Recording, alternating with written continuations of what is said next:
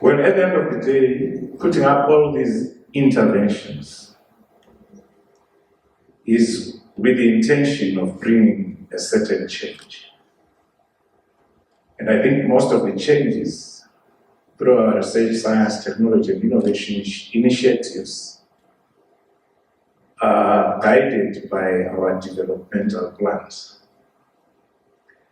Therefore, there must be a way that at the end of a certain implementation period, we must look back and say how much of this change have we attained or have we not attained, and what are the mitigation interventions that we can bring in.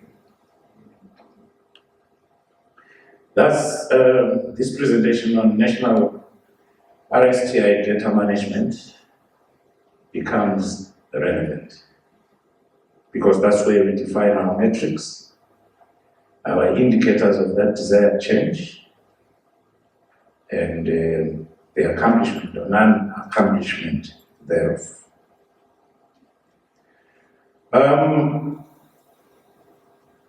This is a snapshot of some of the data that we collect. We have the National Research and Experimental Development Survey.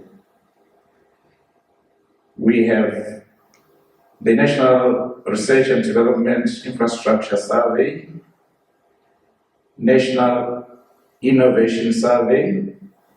We also have other global platforms that we provide data to, namely the Global Competitiveness Index, the Global Innovation Index, and I think we have our own national SDGs, NDP indicator framework under the management of the National Statistics Agency. Now, obviously, the question is, are these our indicators? Are they relevant to us? Because we mainly use the methodology based on manuals that were adopted from meetings that were mainly European dominated. For example, the Frascati manual, which is so named because in 1963 a group of experts met in Italy, in that small town called Frascati, to define these indicators. I have not seen Africa mentioned there, but there is UNESCO, I presume. The representation of Africa was through UNESCO. But we critically have to look at how relevant are these indicators for us. Because if you define an indicator that does not define the desired change, you will measure something that actually doesn't relate to you. I wanted to just highlight that Frascati manual because even for our R&D survey, UNAM, thank you for producing our second R&D survey. I see Prof. Ndongo is here. And I think at some point they will divulge the results from that survey. That's the methodology we use as the standard for R&D measurement. Our statistics for R&D are grouped in 4 mutually exclusive institutional sectors: business enterprise, higher education. Thank you, National Council for Higher Education, for showing us that you are serving your role as a gatekeeper for higher education statistics well. Government and private non-profit. The interesting part, relevant to us, Namibia, I think, due to the fact that our informal sector is the largest, and there is also that inclusion where we look at our informal sector in this methodology. Now, I just wanted us to be conscious of what is R&D and what is not R&D. And I'm referring, for example, in that note, If you are conducting a routine autopsy to determine the causes of death, that's a pure medical practice. And that can't be R&D, because for R&D, it must really bring something new. There are about 5 criteria, one of which is novelty. There isn't really any novelty there in doing the standard medical practice of conducting an autopsy, because it has established guidelines and you just follow it like preparing a cup of coffee in your specialty.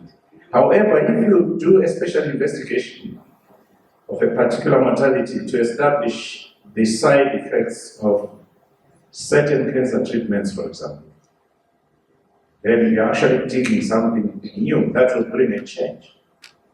And that becomes R&D. If you are purely recording temperature readings on a daily basis and keeping that record, there isn't anything novel about that. However, if you are bringing new methods of measuring temperature, then yes, there is some novelty there, because you are actually bringing new models. Just for us to understand, because at times you say you're measuring R&D and you are spending time actually not measuring what would be expected to bring that change. Now, in 2020, through collaboration between the Ministry of Higher Education, Technology and Innovation, UNESCO, and the National Commission on Research, Science and Technology, there were several mappings that were conducted. One under the SAGA project, STEM and Gender Advancement. One of the components was to map the understanding of STI indicators, or the appropriateness of the STI indicators that we are using in the country. The second one was through the CEDA project, I think 2021, 2022, which was mainly geared at trying to build capacity to strengthen our management of the STI system. And Namibia was one of the 6 countries that benefited. The outputs from those assessments and these conclusions here on the state of Namibia's RSTI data management came from you, the different institutions that participated. I know our universities, all our research institutions, you came to a conclusion that we have poor understanding of our indicators. I will illustrate at the end with one slide. Because if you're a gatekeeper to report on certain indicators, when National Planning Commission in October says, give us these, we start running around looking for reports on what has been attained. We don't know where to go. And we kind of seem lost. Smart ones will cook the data. I refused to do that when I was at the ministry. I told the DC, we don't have data. Or we just don't know where to get it. So that we point out the need to strengthen that capacity. That was mainly because our data management is uncoordinated. Much as we have good data at NCRST, when we need it, some people don't know where to get it. So where is the centralized database that we can get all this information? Poor reporting, therefore, is the consequence when we need to report on these global and other platforms. Now, what response measures then have we put in place, or do we intend to put in place in this regard? We are building the National RSTI Information Management Portal. I'm glad to announce that this is a modular portal that will have several components. One of which is the online grant management system. You no longer have to jump into a car and drive to a certain institution to apply for a grant. You just go online, use your ID. That one we have successfully launched. Or rather, let me say we are now in the testing phase. The code that the CEO was referring to will be published in the online grant management system. We will be training the institutions on how to access and use this system. And even the reviewers, the call for reviewers will be done on this system.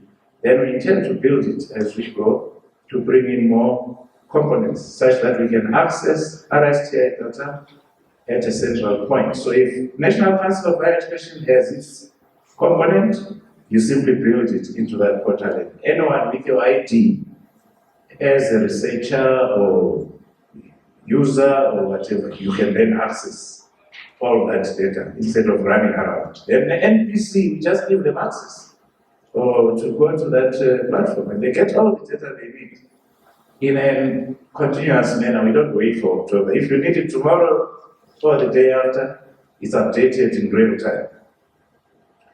So through a project between the National Statistics Agency, the Ministry of Higher Education and NCRST, training has already started on identifying data focal points. I think one was last year. One, to understand the definition of these indicators, and then to see how we are going to process the data. National RSTI framework, I think this appears on the ED and the Minister's Performance Agreement due to the national importance in terms of management of RSTI data, is finally going to be the framework that will guide what data should be obtained from who. And I said I will give examples. Under the Global Competitiveness Index, the Ministry of Higher Education is mandated to report on Pillar 12, which is innovation capability. I just took one of the indicators, which has been a challenge in the past. Research Institutions Prominence Index. So we need to define it so that the gatekeepers understand what they are supposed to provide. Score on an index that measures the prominence of, and there is a particular way of computing it, and we are saying now we should know NCHE and the institutions will be responsible. Then we don't have to run around. We know exactly who must provide it. We don't even tell them to do that. They should know that by this time that data should be made available at which central point. The SDGs and 5th NDP indicator framework under NSA, there is this indicator here. You might not see it from your seats there. Proportion of the rural population who live within 2 kilometers of an all-season road. This is an indicator that was relevant to European countries with good infrastructure in terms of road. They already have gravel roads there. Here in Africa, and particularly in Namibia, you become wealthy when you are far away from the tarred roads because your fields are not near the main. So it becomes exactly the opposite.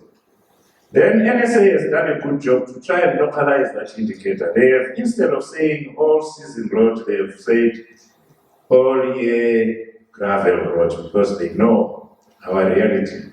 We don't reinvent the wheel, but if you use the wheel, put the right tire and pressure for your terrain. And with that, you have more room to bring your inputs to our metrics for our RSTI interventions. Thank you very much.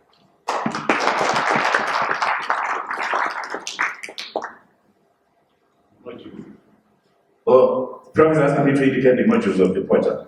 I talked of the online grant management system. There will be the research registration portal. Again, where you simply put in your proposals on the portal and it's vetted. Remember, some studies are not defined as research, and when they don't meet the criteria for research, you simply get it back and be told continue with your study because it doesn't require a permit. And then what is the other module? Well, OKIT is the integration, especially to other portals like the APS, etc., etc. But you can get the details from Mr. Pipmeyer, who is in this NCRST, the custodian of this system. Thank you very much.